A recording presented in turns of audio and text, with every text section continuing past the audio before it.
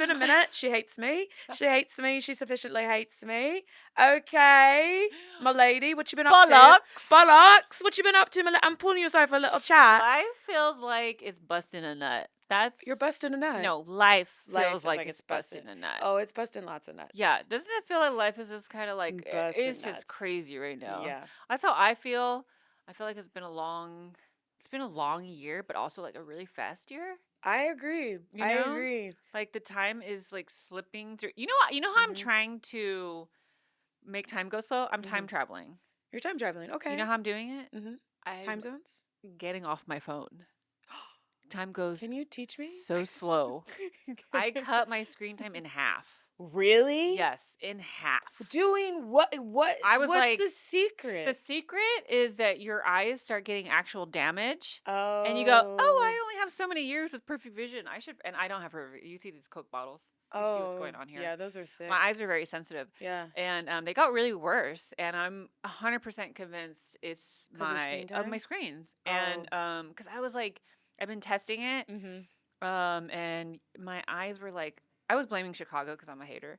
I was like, it's the Chicago air. It's so dry. Oh my god. And no, it was just me, sad and lonely, staring at my phone in a new city. And it made your eyes worse. That's crazy. And it made it's just like I think my eyes are just now like strained and weak all the time. That's fair. And I just got my eyes checked, so I'm perfect. So yeah, so you keep damaging them. Feel free, but I was like, yeah, I'm like technically on like a break from working hardcore. I still have a little work here and there. Yeah. Which is also how like child and immigrants, like even a month off means I have a lot of work to do and some book dates. But still like I think I have 6 weeks here in Chicago, like just like here chilling. I have 1 weekend of work, but that's it. It's a short one. It's local. And I was like, I just want to cook. I just want to like watch shows. Yeah. I just want to enjoy the fruits of my labor. Yeah. And I literally walk around my apartment like comedy pays for this. And I'm so blessed and I feel so good. And life is so crazy. And I feel like a lot of people are not slowing down. And social media has, ruined time in our brains and information. So and I would encourage everyone to spend less time on their phones. I know that you're supposed to be streaming this on your phone. But get off. But after the episode. Yeah, after the episode, get inspired to cut your screen time in half. Because I got to say, I feel like time is so slow right now. Wow, that's crazy. It's why I was so late. I was really like, I have no concept of how long it's gonna take me to do my day, and which is kind of awesome. Yeah. But I was just like, I've slowed down time. I appreciate that. I'm trying to get better at that. The only way that I can really funnel that is when I intentionally set breaks. Sure. Which is what I love about living in Chicago is like, once the holidays hit, once it starts to get cold, you're like, oh, I'm gonna cook. I literally am like, yep, that's a Chicago winter, baby. You're like, I'm cozy. I'm already like trying to intentionally be light in December because I just want to enjoy the holidays. Right.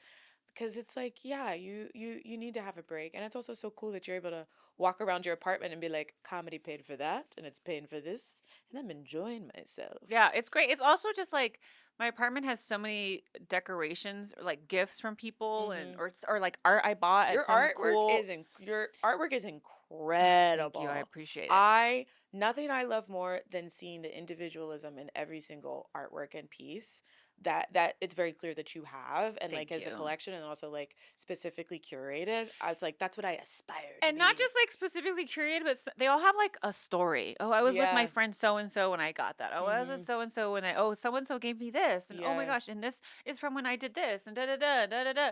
And it makes that's how you're supposed to be. Everything in your home should be a conversation piece. It shouldn't all be from Home Goods, okay? And it's cool because I feel like as much as I'm going, oh, the fruits of my labor, it's like I feel my community in my apartment, even though I'm all alone. And it's so nice to like have everybody with me when I look in my apartment. Like, oh, that's a trip from Tokyo when I worked with Louis at to entertain the troops. Oh, that's from that gig I worked in Hawaii, and oh, that's from this, and it's so cool to like look around and see my life, but in like the coolest way. Well, and like cool little things. Well, and it's cool that you say like, even though you're alone in your apartment, you still feel surrounded by community because each piece kind of like has a story. Because like it's so I feel like there's a common misconception when you first start stand up, which is like, oh, you're just by yourself. Right. When in reality, it like no, like you need community just for your mental health to Absolutely. get through it, but also like I feel like if you really want to get better, you have to pour into your community because then if you choose your community wisely, Right. they're going to pour back into you. That's right. So yeah, I feel like there are still some stand-ups that I know that are like I'm going at it by myself and I'm like, bye loser. Yeah, it's like That's it's the crazy to Louis me. C.K. mentality of like, I'm gonna Yeah. write it, I'm gonna direct it, I'm gonna start it, I'm gonna, and it's like, really? No, I'm over here like, hey guys, I have a bit. Does somebody want to collaborate with me on this? Like, please, like It's help gonna me be out here. funner. Yes. Which brings me to this week's topic. Comedy is dead because of individualism. Comedy is dead because of individualism. Because my God, stop being individualism is rampant everywhere outside of comedy. Like that's why we gotta Yeah. pour into community. We But have to yes, pour into community, and I think that, like you were saying, when you start comedy, you're just like, it's just me, and it technically yeah, is. It is just you. We yeah, get it. You are alone on stage with the microphone, but the stories you bring on stage involve other people. You're talking about your parents. You're talking about a boyfriend. You're talking about whoever. And it's like you are always talking about other people. There's always other people yeah, involved. Yes, it's your perspective, and that's cool. But like life doesn't happen. Like comedy on stage doesn't happen without life happening. yeah. And life happens with the people in your life. You know, in your neighborhood, whatever. And it's so frustrating watching comics try to put everything on their shoulders and try to do their own thing and not talk to anybody and not ask for advice or not ask for help or not Yeah. ask for an opinion. It's like, dude, how are you going to get better if you're not talking to anyone about anything? Not talking to him about anything. And like, even I was like, if introverts, because I'm sometimes introverted, I feel like I'm an ambivert, but if introverts can gather with other introverted comedians and talk about shit, like anybody can do it.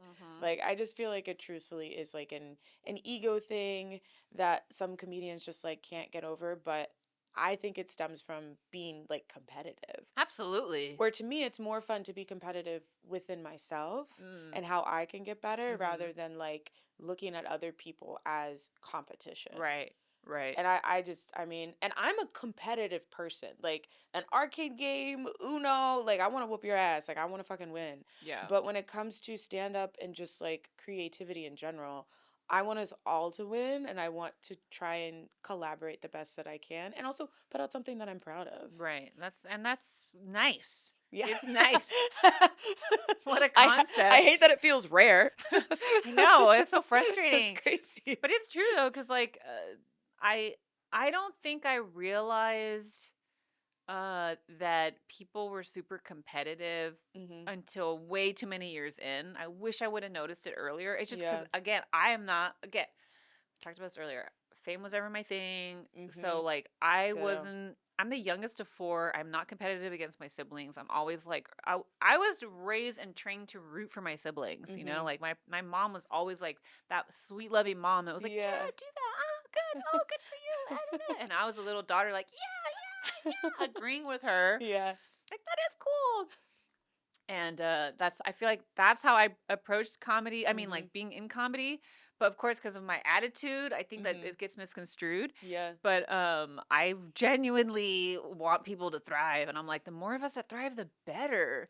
And it just makes the whole process in the environment even more happy and friendly. And I feel like people kind of like dilute that and forget that. Like, I don't understand the competitiveness. Like, there is a comedian who ended up like recording this entire bit, but he used other comedians and he didn't pay them, which is fine, but also didn't like feed them, which is okay, fine, you don't have the money, but then also didn't give them credit, which I think is Wait a minute, I don't understand this. He recorded an entire bit. What do you mean? he recorded like an entire bit with other different comedians. It was just like oh my God, I'm blanking on. It's like a running like trend that was like on TikTok.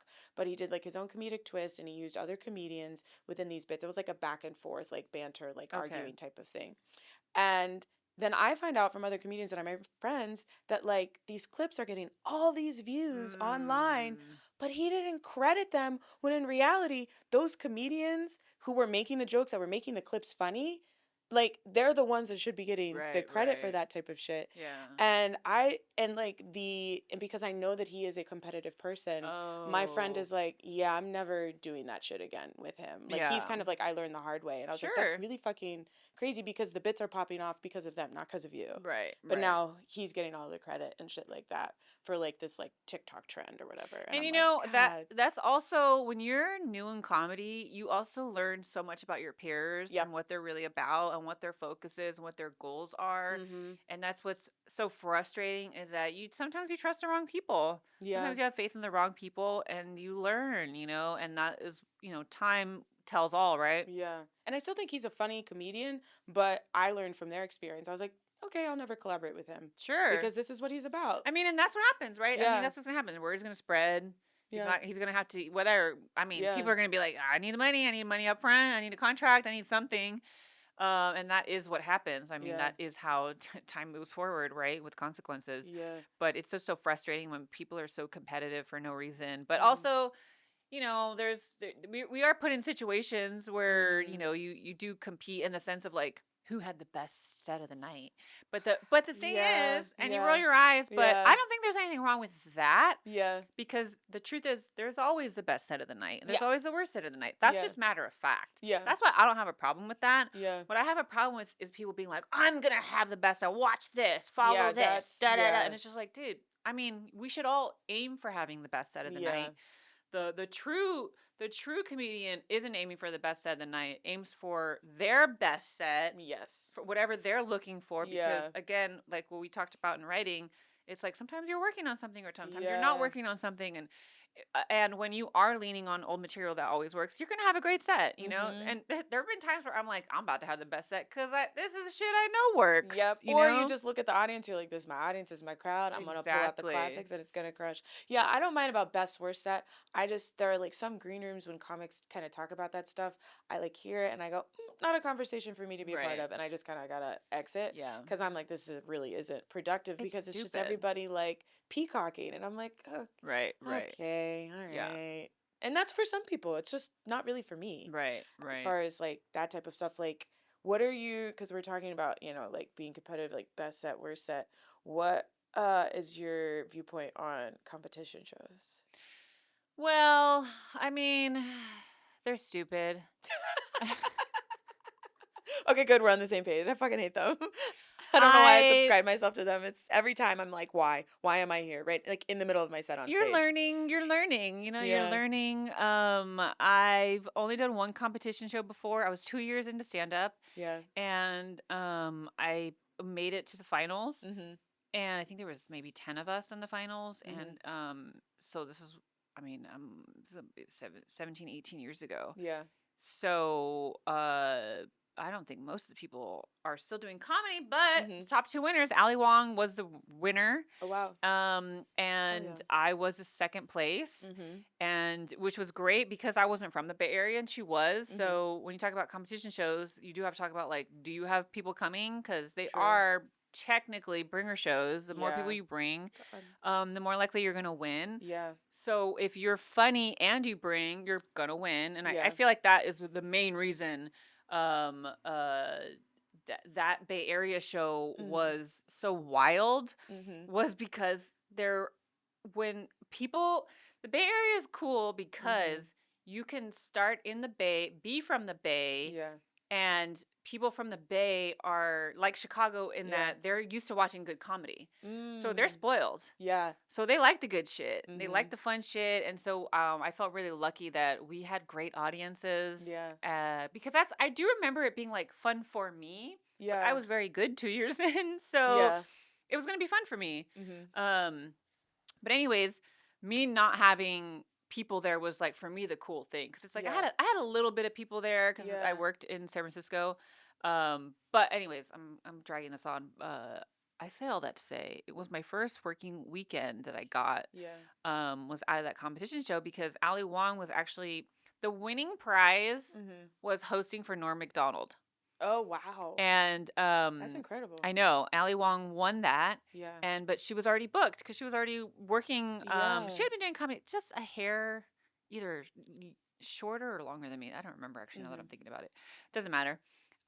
she was booked that weekend. That was the Norm Macdonald weekend. So the prize went to me, and I was That's like, incredible. yeah.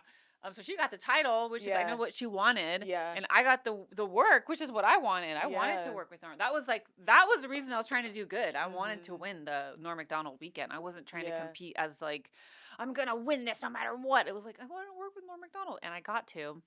And that was my first working weekend was because of a competition show. So I'm not super against them all the way. Yeah. But I don't think that comedians should be bringing money to a place that isn't going to give them money. Yeah. Because that's what you're doing when you do competition shows is you're getting all your friends and family to buy tickets to something that you're not going to get any money for. Or maybe you are. Maybe there's a grand prize. Yeah. But that's if you win. Yeah. Yeah, I haven't had great experiences with competition Most people haven't. The most recent one that I did, I just kind of did is like, I'm trying to perform more at this club, but then I ask myself, this club historically has like mostly white headliners coming through. But I was like, and like majority of their audiences are also like all white. So I'm just like, I don't even know if my people are here unless I have like my people coming. But it was just like it was just like a shit show because there were supposed to be multiple judges. There was just one judge. Wait, what? Yeah, there was just for this the one time. And let me guess, he was a white guy. It was a white guy. Yeah. So I was like, okay, there was just one judge, and it was a white guy. But it wasn't like the manager. It was the manager. It was the manager. And he was do you guys like how I nailed that so quickly? Because I was like, the only way this could be worse is and you yes-anded that shit. Yep. Okay. It was the manager, and it was a 99.9% audience of white people. And was this in Chicago? Yeah, okay. It was out in the burbs. Okay. And the only other black person was my girlfriend, so biased. And I had like 6 minutes, and I thought I did okay. She bombed everybody. It sounds no, like she bombed. Didn't. No, I didn't. But no. I didn't. I did not bomb. Let's be clear. Other people definitely bombed. Yeah, I believe it. And after I saw the first bomb, I said, I'll be fine. Yeah. But then I looked around and I was like, I'm not going to win. Right. But I was like, I'm fine. Yeah. And like, I didn't move on, but like, I was like proud of like my set. And, but it also like made me realize too, where I was like, wow, like I'm really fighting to be in a club where I look at a majority of their headliners and they're all people that I don't necessarily match up with well. And then come to find out that apparently the same club that I just worked at, when a black woman came through, she's like, okay, like send me your recs. And they sent all white women. All white women. And she was like, no. And then had to like go find other people. And then she like found me. Oh, yeah. And then I like told her, I literally was like, yeah, I was like, they literally have all white men here. So I was like, I rarely perform here. And she goes, yeah. She was like looking at all of because they have a screen and they're running all the people. Right. And she goes, yeah, I'm looking at that. And I was like, yeah. And she goes, it's crazy that they sent me all white women. And I was like, this is not the first time that I have heard that happening for black women that I have worked with, being like, they sent me white women. I had to do my own search. And I'm like, that's crazy. That's frustrating. But I was like, I did this competition show and you saw me, and yet, and like my shit is good and I have sent stuff and you have booked me for other shows there, and yet you didn't send along my shit for somebody that I actually would have paired well with. So I'm and then I did another competition show. Well, I mean, that's also like message received. They don't want you working their club, right? Yeah. Which is why I was like, I mean, that's why I kind of like stopped. I mean, I was booked on another show and it got canceled because they didn't sell enough tickets. But yeah, so I kind of am just like, whatever, if I'm asked, they're cool. If not, whatever. But another competition show I did literally felt like an MLM scheme. You get 3 fucking minutes. And before we even go on, we had to sign like some dumbass little contract where like we would be guaranteed like $1 or so. I just remember $1 being guaranteed for some reason. But the speech that this woman gave, the competition no longer exists. But like a big headliner was like attached to it. It's like you could meet this person and you're like it's like your career could skyrocket. I mean, she did that is pyramid scheme. She did a full MLM like speech for 20 minutes. That's crazy. Before we went on stage. And mind you, I was the first one up and the host didn't host. She did like 1 minute, and then she's like, all right, you ready to get the show started? I was like, ready to get the show started? I was like, you've been up there for 1 fucking minute, bitch. So, yeah. So I turned into the host for 3 minutes. Yeah, that sucks. Yeah, it was crazy. And I was like, why am I here? Yeah. But you get brainwashed into thinking, like, this is a really good, like, I fell for a comedy competition MLM scheme. And I'm just here to tell you, it can happen to anybody. It does happen to a lot of people. It happens to a lot. There's a lot of comedians with stories like that. I mean, the root of competition shows is bringer shows, and we are against bringer shows here at Comedy is Dead. We hate bringer shows. Fuck bringer shows. But for those who don't know what a bringer show is, it's when you are required to bring a certain amount of people for a certain amount of stage time. There's always like some iteration of that. Sometimes it's like, well, you don't have to bring this many people, but you if you don't bring, you know, whatever. They shame you too. They shame. Oh, they do. They shame the shit out of you for not having enough friends that are free. That's crazy. It's really fucked up. If you're a young comic, new comic, please do not do bringer shows. They are a scam. I did a Latina comedy festival and I did a little workshop. Yeah. And someone asked about bringer shows and she name dropped someone I know and oh God. I do not like this person anymore. Yeah. But now I really hate him after hearing what he's doing. Shit. Yeah. And I won't say his name because this is rampant across the country where there is some venue or some contract happening. You don't know anything about it. Yeah. Because this is really how they work. Yeah. Somebody approaches Chloe and says, hey, I have this venue, or you approach the venue. Hey, I want to run this show. However the marriage happens, and they go, here's the money for the show. Yeah. This is your budget. Great. I'm going to go ahead and keep the majority of this budget.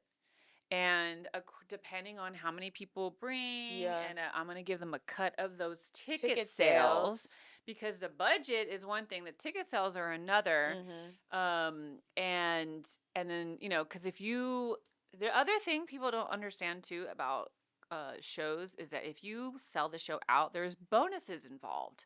Oh. And the venue. From the venue. Oh, they give you bonuses. I didn't know that. So let's say a bringer show with 10 comics who, let's say they all bring. Yeah. And they sell it out. Yeah. You guys aren't going to see that money. They are. The producer's going to see that money and they're going to divvy it how they want, which is like to themselves. Yeah, to themselves, yeah. And so that's some of the technical, some of it. That's not all of it. There's variations of it.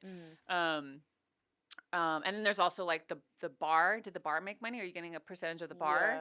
Yeah. Anyways, what the problem with bringer shows, this is the easiest way I can break it down for people.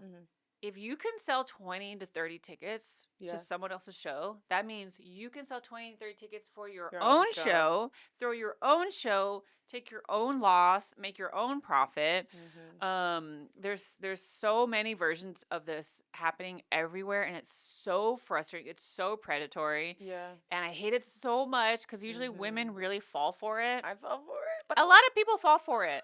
A lot of people fall for it, men and women, but I've noticed it definitely hits the women heavier is something I've noticed. It really weighs on them because they are getting shamed. And men are like, whatever. Yeah. But women will be like, oh no, I disappointed yet another human being. Yeah. Like I have my whole life. I was like shamed, but I also was like pitchfork ready to fucking kill this guy because I was like, how dare you? Yeah, well, like once I realized. That's a gay bitch in you. I'm about to fuck you up, bitch. What the fuck did you say to me? That's crazy. And then what sucks is as a younger comic who I said, I was a strong young comic. So I got asked to do bringer shows as the comic that is good because that's the other side of it. There's actually 10. Let's say there's 10 comics on this bringer show. 5 of them are bringers.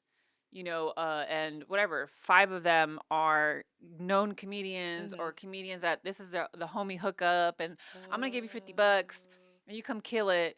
In between the comics who are bad and they were forced to bring 20 people, but the other comics who are pre-booked don't have to bring anybody. And you just get an audience of good listeners because they're sitting here rooting for their friend.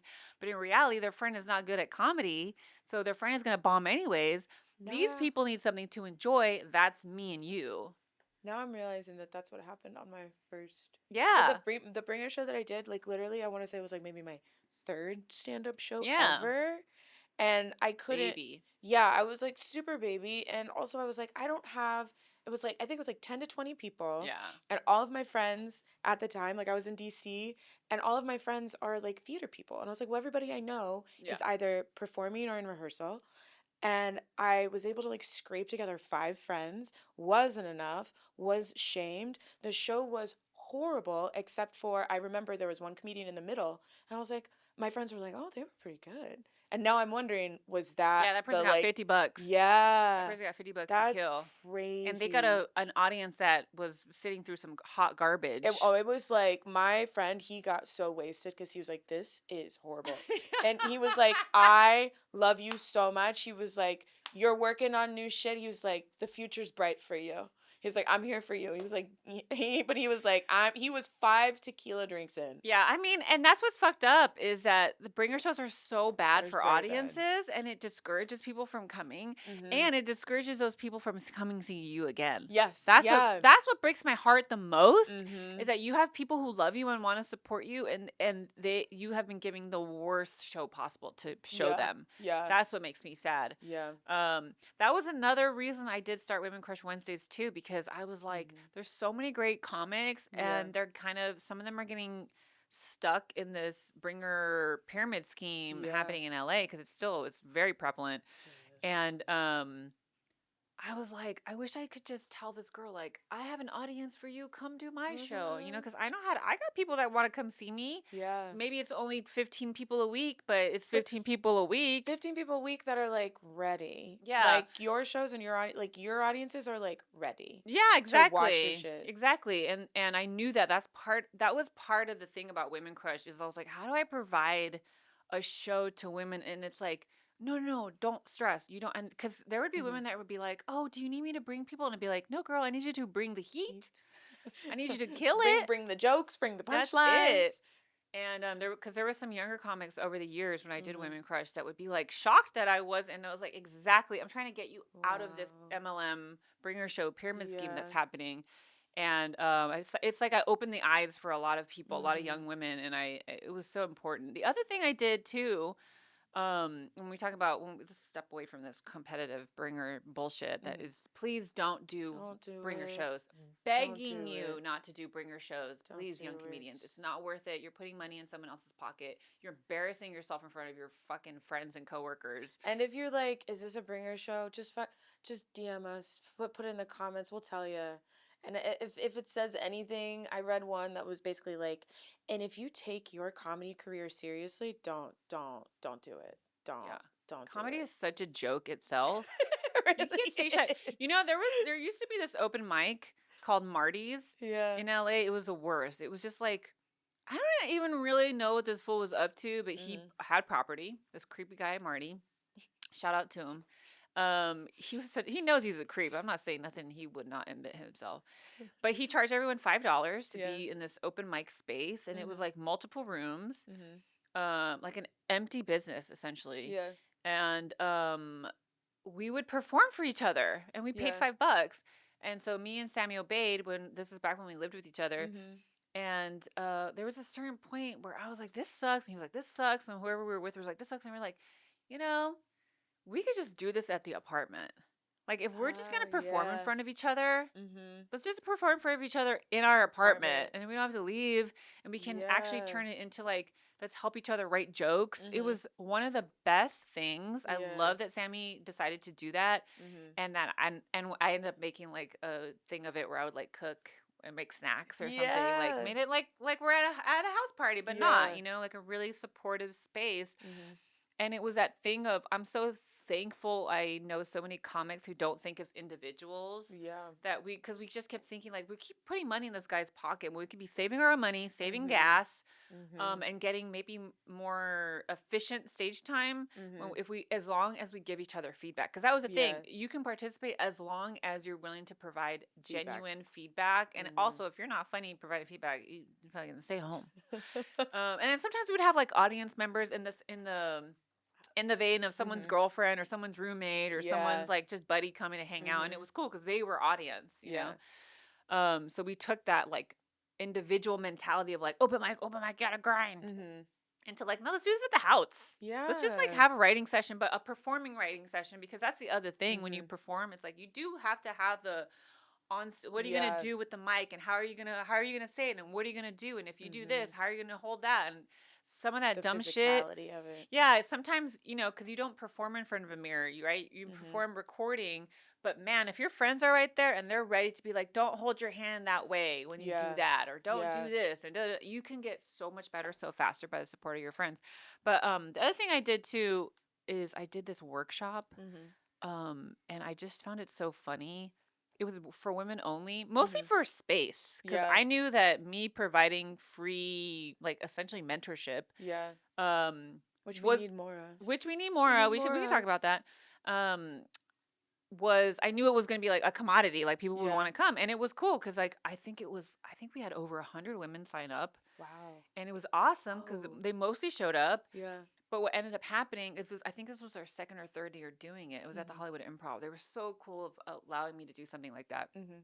And the male staff, the security men who love me, they came up to me and like, hey, Marcella, we got some male comedians that they're saying that this is discrimination, and and I was like, excuse me?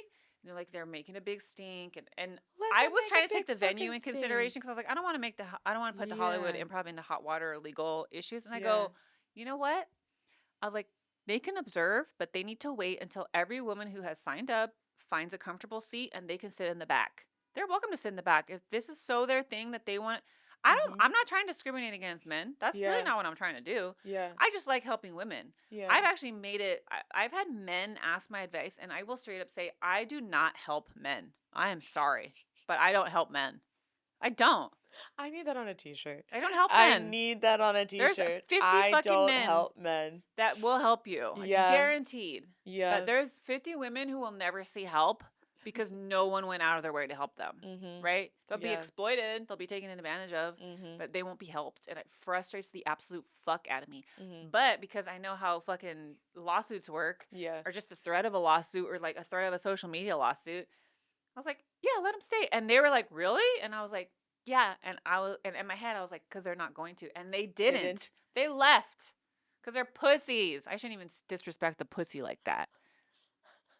Those men are sensitive little ball skin. They came first of all, they came all the way down there to prove a point, question mark? They proved nothing to themselves. Yeah. That's what they proved, that they are nothing.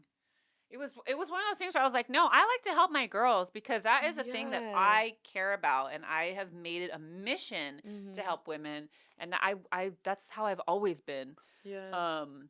But it was really frustrating because I'm like, do you men not have enough? Yeah. Do you not have enough? Yeah. You have so many opportunities. That it's not your fucking space. Like, it's crazy. I mean, it's not like similar to that, but we had. So the show that I run, literally called My Best Friend is Black, and we only have Black performers. Yeah. That's it, Black performers. Yeah. And I'm not shocked, but I am kind of like shocked at the amount of non-Black people that are like, wait, we really can't get on the show? And we're like, no. But like day of, there's a comic being like, so can I get a spot? And I turned around and I was like, are you fucking kidding me? And one of the comics was like, don't, because I was like on a rampage. I was like, if you don't get the fuck up out my face, I was like, you have a show happening right now. I was like, leave. Yeah. And I was like, leave. Because they saw me everybody else saw me whip around, and I was like, did I just hear what I thought I just heard? Yeah. And they were like, she's fine. Go, no, you can't do it. Because I was like, I already don't like this fucking guy. But yeah, I don't understand. I was like, you guys have like your own space. Don't you have enough? Like, yeah. And I was like, even if you are POC, like, I'm sorry, this isn't for this is our thing. You. And I was like, just like, there is like an all Asian show. I'm not going to be like, hey guys, you have a spot for me? It's so dumb. That's crazy. Like, just know your lane. When I first started Women Crush Wednesdays, I had so many male comedians. Because Women Crush Wednesdays, well, first of all, it started as an open mic 10 years ago. Yeah. And that didn't work because it was in the belly room, and they were not supportive of Comedy Store. Didn't really like me, which was fine. I was like, I don't like to stick around where I'm not welcome. I'm big on being like, I can leave. Yeah. I don't care. And so I was like waiting for the right, place for it. And when I started at Meltdown, I was stunned. It started as a weekly show. I was Mm-hmm. stunned at how many male comedians were like, "Oh, but you're gonna run out of women in like 5 months." And I go, "Excuse me? Yeah, there's not enough women." I was like, "No, no, no, no. You don't know enough women Yeah. comedians." I was like, "There's so fucking many." I don't think we had a repeat of a woman in 6 months. On That's the very amazing. first year, I think it was something insane. I mean, we might have had like Nicole Byer because that was her Yeah. favorite shit. She would always drop in. Yeah. But in terms of like pre-booked people, Mm-hmm. we didn't have a repeat for months, and it was Wow. amazing. And it really made me infuriated how many times I got into it with who was it? Mm-hmm. Who was it? Nate Craig. We got into it. Yeah. He kind of got in. I got in his face because I was like, "Stop asking me." And Yeah. also, how many shows have you done there where they ask you back within just a few months? Like, and it's a monthly show. Like, Yeah. please get away from me. Also, it's just like, do you not? Yeah, it's like to your point. Do you not have enough? Do you not? Well, Like it was the other thing was it was really frustrating how many people just didn't think there were enough women for Yeah. a show to be sustainable as a Mm-hmm. weekly, because at the time it was groundbreaking. I mean, now Yeah. we have tons of all women's shows, Yeah. but to have a weekly show that was women, all women with fresh lineups, that had headliners, had young, up and comers, Mm-hmm. and it was shocking how many people that was the narrative for a little while. Mm-hmm. And then it was also shocking to hear how many people were like, "Okay, but like if someone drops in, you won't let them up." And I was like, "You mean like a woman comic? Yeah, I'd probably let a woman." Yeah. They're like, "No, but like I remember this. If Bill Burr showed up, you wouldn't give him." And I'm like, "No." No. And people would be like, "So if Bill Burr asked you, you would tell?" And I was like, "Yes." And you know Yes. who would respect that? Bill Fucking Burr. Burr. And it was really fun. I had that. I remember at the improv, one of the staff was like, "Drew Carey is here, and he's sitting in the back, and I think he wants a spot." And I was like, "Well, he's not getting one." And they're like, "Are you serious?" And I was like, Yeah. "Yeah, it's an all women's show." And then, but he never. And I even said, "Did he say something to you?" And they're Yeah. like, "No, but he's there." And I'm like, "Then how do you know he wants What's a a spot?" spot? Oh And my then God. I went, I think I was walking past him because Yeah. I was doing the show, right? I was doing my Yeah. thing and I wasn't trying to like suck his dick in that moment. Yeah. So I walked past him and he stopped me to be like, "You're doing great. This is a great show. Wow." And I was like, "Thank you, Drew." Like everybody who is worth their salt Mm-hmm. respected the fuck out of that show. And it was such a cool experience. And it's also so disrespectful to the audience. That's how you know they also don't care, not just about the women, but the audience. Because if I'm an audience member and I'm like, oh my God, Women Crush Wednesdays, a show with all women, and I get there and there's a fucking man I'd on be stage, pissed. I'm pissed. I literally am Yeah. like, why would I want to come back? So they aren't even, I mean, obviously they're only thinking about themselves. Yeah. But it's like, the audience didn't come here for you. Yeah. They don't want to hear your POV. It's crazy. That's insane. It's really crazy, but anyways, I just find it so crazy how people just they don't think about the collective and Mm-hmm. in the reality of the industry of comedy and entertainment in general. Yeah. But it's really frustrating to be like, "Dude, what? Like why are we even having this conversation?" There's so many times I'll be like in the middle of something and I'll be like, "Why are we talking about this? What is wrong with you? We could be having a great time right now." Like my mind always goes to like the Berenstein Bear gif where like he always like it's the gif where like you kind of see profile and he just opens up his mouth. That's like what is always happening in my brain every single time I'm having somebody asks me something ridiculous. I'm like, we're having this conversation right now. You didn't think twice before opening up your little like paper thin lips. Like, what are you talking about? One of my favorite quotes from Seinfeld, I always quote Seinfeld, is George Costanza being like, "You know, we're living in a society." Whenever he would get frustrated with people being ridiculous. Yeah. And I feel like that's the thing that I'm always like, we're living in a society, dude. Like, even if you believe that, why the fuck are we having this argument right before my show starts? Yeah. This is so insane. And you're only thinking about yourself. You're only thinking about yourself and your people, the men that are going to be offended by this. And it's like, dude, what? Just don't come. Why are you here? Anyways, it was so crazy. We want to talk about mentorship. We need more of it. We need more of it. I agree. Oh, That's my part of how this God. podcast started, was me being like, how do I get more info out to more people that Yeah. want it? Because one thing that I learned when I was like attempting to mentor was that people who know less or don't know what they want will argue with you, and you're like, Yeah. I literally know better than you and more than you. Why are you arguing with me? Actually, that was one of the That's beginning crazy. of me not helping men. Yeah. I had mentored a couple guys, and I was like, yeah, I'm not doing this anymore. Because they Like just argue with you. they are just they like don't believe you, and they argue with you. And well, a lot of men don't approach conversations with curiosity. Absolutely not. Like so curiosity is out the fucking window, which I feel like in mentorship, that's how you're supposed to approach it. If you're the mentee, right? I'm curious. Yeah, you should be Tell curious. me. Yeah, I'm just a little Padawan. Star Wars. and I know I talked about this on the first season, but it doesn't exist anymore. So I talked about in the last episode being having Lori Kilmartin as my mentor, and it was one of the best things I ever did. And it was crazy because she started late 80s, early 90s, and really boomed in the 90s. And she, to me, had such a great career. For those who don't know Lori Kilmartin, I'm sure most of the people who listen to this podcast probably already do. She's a great comedian. She started as a stand-up and really, I guess, got stuck in writing for Conan O'Brien monologue. Oh, yeah. She got stuck in there for so long, and she was that age-old, like, the comic who's a really great comic, but that writing money is so good that you can't leave, which happens to a lot of comedians. But she managed to maintain her stand-up career throughout the years, with a child, with a writing career, with a commitment to Conan that was it made me so happy that she worked there for so long, because it was also like, I love knowing that Conan loved and respected her, and all those years. But anyhow, when she was still writing at Conan, I hit her up and I was like, hey, can you be my mentor? Yeah. And she was like, I don't know what that means. And so I basically told her, I was like, basically answer any question I have honestly. And she was like, I can do that. And I was like, yeah, I feel like you could. Yeah. Because she didn't know how to like give me advice blankly. And you knew her beforehand too, like when we knew each other. We knew each other in stand up. She started in the Bay Area. She started in San Francisco.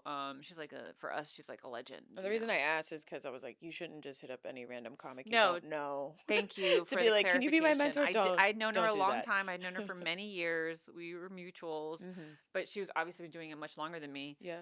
And I just found her to be a well of information that I didn't have access to, because there's not a lot of at the time there wasn't a lot of older women and like that were really good at stand up, that were active. Yeah. That it was like any woman that was active was like in my age range and in my age group. And I wanted someone who had experience. I wanted someone smarter, older, wiser, all the things. And I was like, and her personality and how she is on stage was so similar to kind of how I carry myself. Yeah.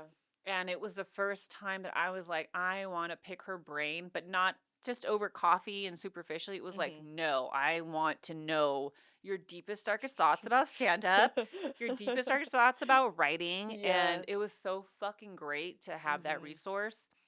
And she was a great mentor in that she really did answer some questions like almost too honest. Like, I don't even know if she was ready to publicly share some, like, I think now she shares more of that stuff now that her son's older. Yeah. He just turned 18. So I think she feels liberated in a way that she never felt, or she hasn't felt in a long time. Yeah. And it was a great experience. I really encourage everyone to find a mentor. Hopefully somebody you have access to. Generally, you should have access to your mentor, but someone you have access to that it would be easy to ask them to be your mentor. And I always tell people, when you're looking for a mentor, try to find someone who looks like you. Try to find someone who shares your experiences, because I think that's another problem. Like when women get mentored by men, I'm like, yeah, but he doesn't know your life though. Like he doesn't know what you go through. Yeah. And yeah, sure, there's just like teaching a comedy class. Yes, there are things that are basic knowledge and that's cool information to have, which I think is what this podcast is about. But I also feel like when you like, I can't imagine like a black male comedian, a young black male comedian getting mentored by like an old white lady. Like she's not going to be very helpful to him, and like you have to look at it that way. Like, Yeah. what is how is this person like me? Yeah. Even if and it doesn't have to be gender, but it's also that thing of like who you are on stage. Try to find someone similar in that regard because they can provide you really solid advice. Okay, I've been rambling too long. No, I mean, like, I think I agree with everything that you said, and I feel like sometimes it's hard to find somebody like a Lori who's like willing and open to be honest like that. Um, so yeah, I mean, Marcella, will you be my mentor? Oh God. I guess. Let me get down on one knee. Yeah. Yeah, make it official. Make it official. Will you be my mentor? Yes, Chloe. Oh my God. I will be your mentor. I found one.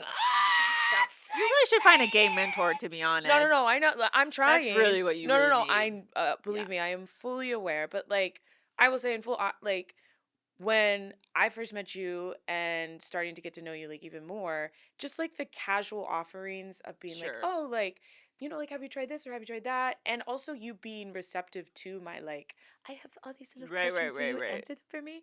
So I'm appreciative of that, even if it isn't like a full, like, mentor-mentee type thing. But yeah, no, I agree. I'm still trying to find a gay mentor. I just feel like it's so hard to find somebody because not everybody is meant to be a mentor. No, and that's true. Totally fine. But even if it isn't a mentor, I feel like sometimes it's just hard to like ask comedians questions too. And finding the right time to ask them those questions, especially if they're a headliner and you're working the same show, you want to give them your space. So yeah, if you are able to find a mentor, please lean into that because I think it's incredible. Into it, but also don't wait around looking for the perfect mentor. I mean, listening to that is interesting because the problem is then you'll never have any answers if you keep waiting for the right person or for the right moment. I commend people who are willing to like ask questions. I really like when people want to ask me questions. It's just there comes a point where when certain things become disrespectful that I find, because I had someone who you could tell she was attempting to have established some kind of relationship with me, and in my head I was like, oh, this is maybe like a mentor situation, which I'm always open for. But then I was like, oh no, this bitch is using me, never mind. You know, and that's what's frustrating is that that is sometimes what you deal with. But that's the name of the fucking industry game too. That's entertainment for you. That's everybody's using everybody. I'm also realizing too, it's like now that I'm like thinking about it, like, oh, like gay mentor or even just somebody that I could like ask questions. I haven't really worked with a lot of like gay comedians that have been in the game for a while. Yeah. And that kind of makes me sad a little bit. Yeah. So it's like, okay, well, I gotta, ask at least like a woman or a woman of color to be like, how is the game for you? Right. Or do you have any insight on this bit? But yeah, I think for like the more of a minority that you are, I will say it is a little bit more difficult to at least find that person that you can just like ask a question to. But it is that thing. It's like, don't wait for the perfect one either. I feel very lucky that Lori felt like, I mean, she was the perfect bitch for me. And I'm really grateful for those years. There was even like a couple years ago, maybe it was last year when I was struggling. I don't remember when it was. It was not that long ago. I was feeling really low, and I was like, you know what? I'm gonna call Lori. She's gonna have something good for me to say. She's gonna say something good to me. And I called her, and the bitch never called me back. And in my head, I was like, at first, I was like, and then I was like, yeah, but what is she gonna say? Like, I'm almost 20 years in. There's not. You just keep going. Yeah. Like once you hit a certain year, I would say we passed like the 16, 17 mark. There's no going back. Yeah. So there's no time for like, yeah, you can have a little pity party, but you got to suck it up. You got to move on. You got to keep going. That's it. The only way to succeed is to not quit, and that's what sucks. And sometimes that's the only advice you can give someone. And so, even though she didn't call me back, I got myself through it. Yeah. And it was great because I was like, yeah, you've been in this a long time. People are calling you for advice. Like, why are you like, at what point do you continue to need a mentor? But it is that thing of like, I think in that moment I just needed a friend, and I was sad and I didn't know how to differentiate that moment. But Well, she also technically kind of helped you by not answering. Absolutely, because I do have the answers. There's nothing that she can give me at this point. You know, I mean, I think if I had some big career thing that I needed, you know, advice for, I would call her, but it hasn't been the situation. In fact, when I booked Abbott, in my head, I was like, I need to ask someone for advice on this. And the person I thought of was Rory Scovel. I was like, he's someone whose stand-up I love and whose acting I love. And it's very rare that the two are, you know, are going hand in hand. Because sometimes there's comedians whose stand-up I love and I watch their acting, I'm like or you're being yourself, or you're like, you're not giving much, or... And so it was cool that I have access to someone who is so great and talented, and I could just text him, and he texted me back, and it was great, and it was nice, and it was like, yeah, there's no, and you know, I wouldn't consider him a mentor, you know, because me and him are friends, but it was nice to like go in my Rolodex of all these people in entertainment, and that's the beauty of doing performance for so long, is that there comes a time where, you know, you need a mentor of a specific for a specific reason. You need a specific information, and it's super fucking helpful, and it reminds you you're not alone and you're a part of a big great community. And then there's other times where you're just like, this big great community, there's so many people and they're so talented, but not everyone has the answers I need. And I felt so good to be like, ooh, who could I ask, you know? And it was cool to be like, fuck, Rory Scovel, what a great person to just plop a question to. Because I also know people are like begging him, please have coffee with me and let me pick your brain. And he's like, I'm too busy, you know? And I feel but lucky. And that goes back to like community though too. Like exactly. If you don't have a mentor, or that's okay, but like as long as you are pouring into a community of people, of comedians that you trust, want to work with and can go to, that's like, to me, that's even like more important sometimes than being able to find like the perfect mentor. But that's the thing. It's like you have to know at what point in your career to seek the help that you need in a very specific manner. And I feel like a lot of comics don't do that. Everybody would rather drown or self-pity or only talk to a certain group of people. And it's like, dude, get out of your space. Get out of your head. Because even with Lori, I admired her so much that sometimes I felt like, am I crossing a line asking these questions? But, you know, when she was being so open and sharing so much, I felt so fortunate to have such an honest response to questions that I was like really having a hard time navigating as an individual, as a solo performer, but also as an individual woman. Because I was like, there's not a lot of women that understand our lives specifically as they are. And it was cool to have that. But anyways, this has been our episode about individualism. Comedy is dead because of individualism. And we encourage you to pour into your communities. Talk to your people.